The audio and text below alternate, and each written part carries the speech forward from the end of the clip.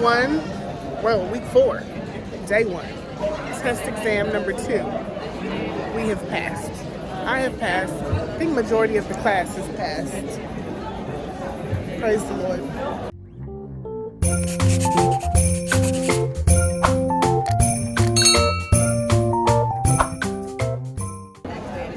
Say hi, James. I passed. Praise the Lord. Sydney, come say hi. Alexia. Hi. You passed? Yes, 97. What about you? I got 96. Ooh, look at But you. Overachiever. I actually got 1 more point. 2 points less than last time, but that's okay. That test was hard. You got a 96 looking this cute. 6 Snaps. o'clock in the morning. You know, I had to say a prayer before that one. Well, I said a prayer before the first one, too. I said a prayer before everything. But it's another Monday. So this happens. It's like every Monday they have a onboarding class and you get to come through the line. Woo! No more in-flight classes, though. Yay! Hey! Good evening. It is 8:06 p.m. 2006. Y'all see that? 2006. November 14th. It's a Monday.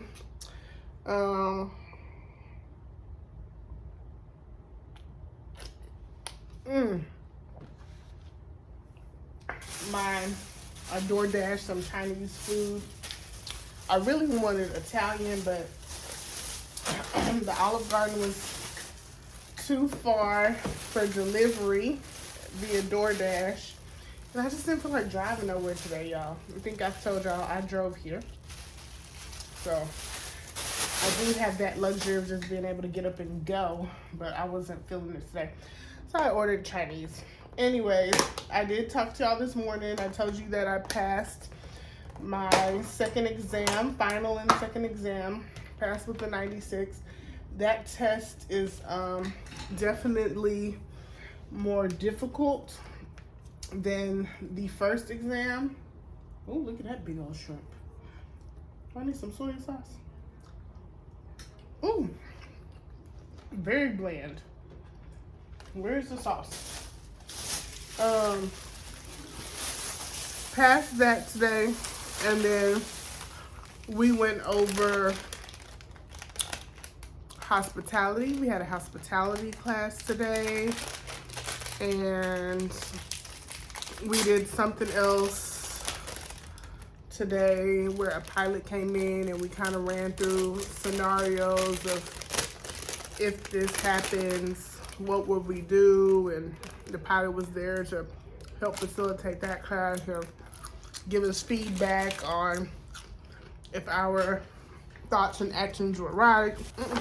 After that, we had about 3.5 speakers. I say half because one wasn't actually supposed to really speak today, but somebody else was running late.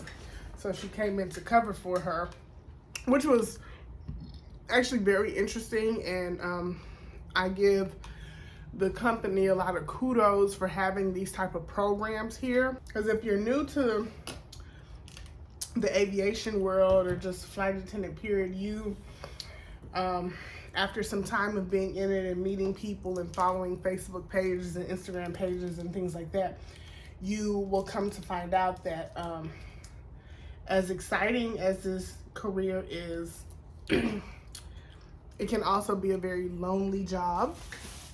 And you see a lot of flight attendants becoming addicts, and a lot of flight attendants committing suicide, and you know, just all of those things.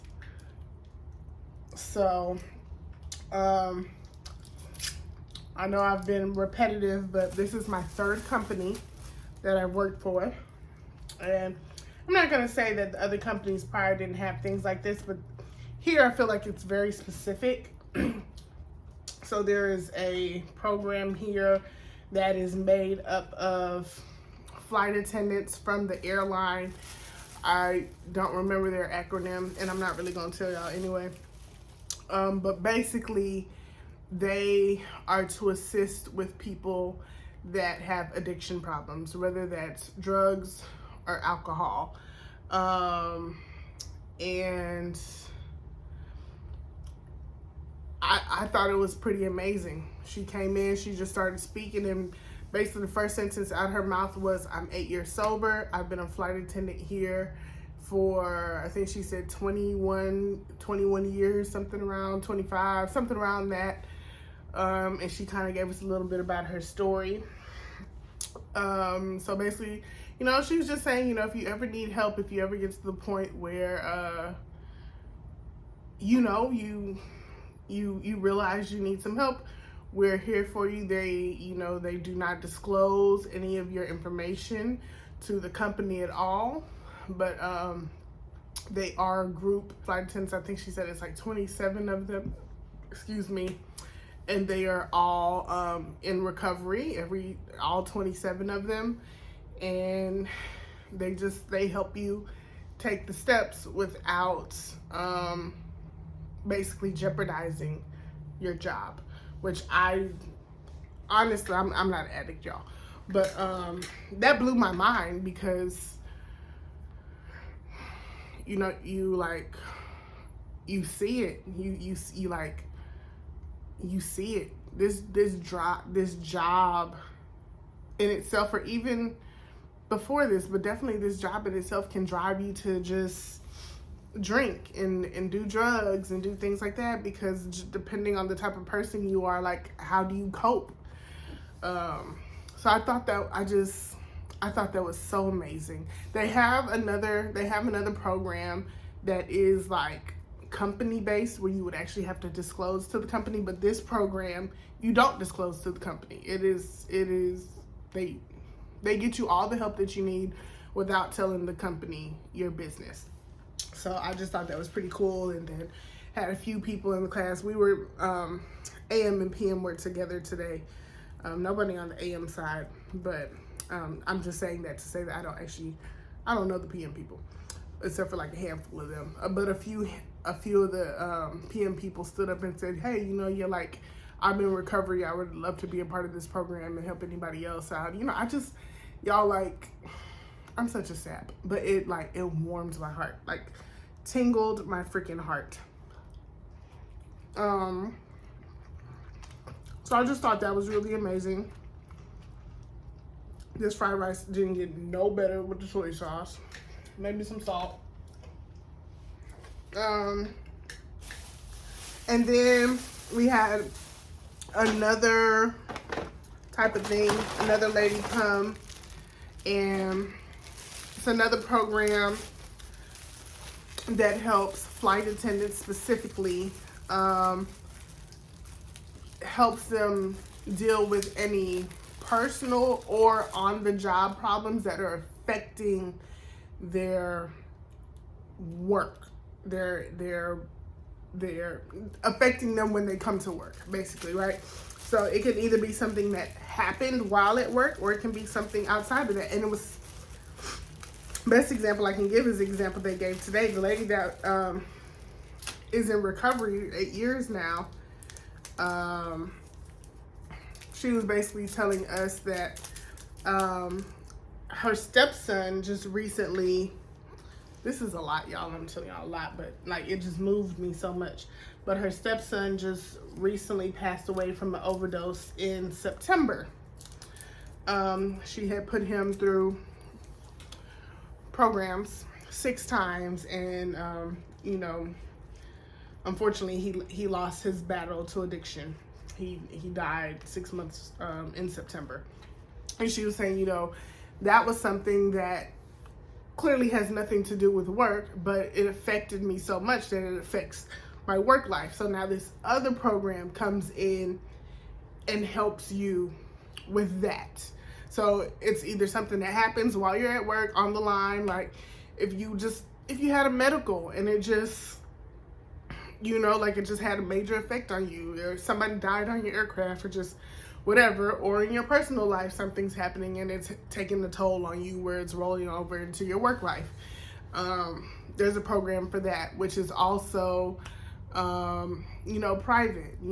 They don't disclose anything to the company unless you're trying to harm yourself or someone else. So I was so just like in awe of those programs today. I was like, that's amazing to have like just that type of support. And the company allows for them to be a part of in-flight.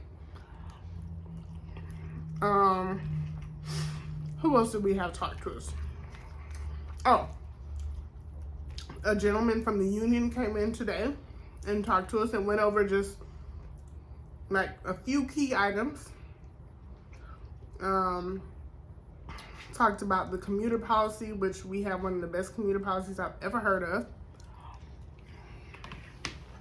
Our commuter policy is you only have to list for one flight with our airline, and if you don't get on, that's it. One flight that's going to get you to base an hour before your check-in time if you're a line holder, or one flight that's going to get you to base 30 minutes before your reserve time starts with our airline. If it's an offline, another airline that's not the airline we work for, you have to try 2 times. And if you can't get on, you call and say, hey, blah, blah, blah. So most airlines, it is 2 times. And it's a limited amount of times that you can do it within a year. Here, it's unlimited. That's what I said. Because my previous airlines, it was not unlimited. Of course, you had commuter policies. Well, I'm not even going to say of course. We had commuter policies. But I can't really remember what it was at JetBlue. But I think at Onboard, we could only use a commuter policy maybe 6 times out of the year. Here, it's unlimited. That's amazing. So we actually have dinner with the union tomorrow. The PM class had dinner with them today, and they were able to go into just a lot more dialogue and talk about just the union and what they have to offer, just all the things. We'll do that tomorrow. And then after the union talked, the VP of in-flight came in, and it was good, It was a great talk. What I did like that she had to say, she is the first vice president of in-flight that was actually a flight attendant. Before, no one had actually been a flight attendant. They had just made their way up to that position without doing the job. She's the one that's been with the company 21 years, and she's been in her current position since 2015.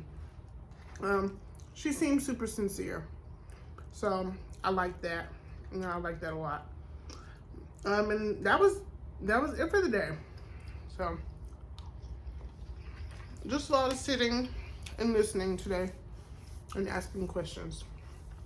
Yeah, I'm going to try to enjoy the shrimp fried rice after I just doctored it up with a little salt and pepper. Shuttle leaves at 6:30 tomorrow, so.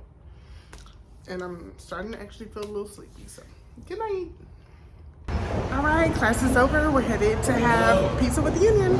Say hi, Alyssa. Hi.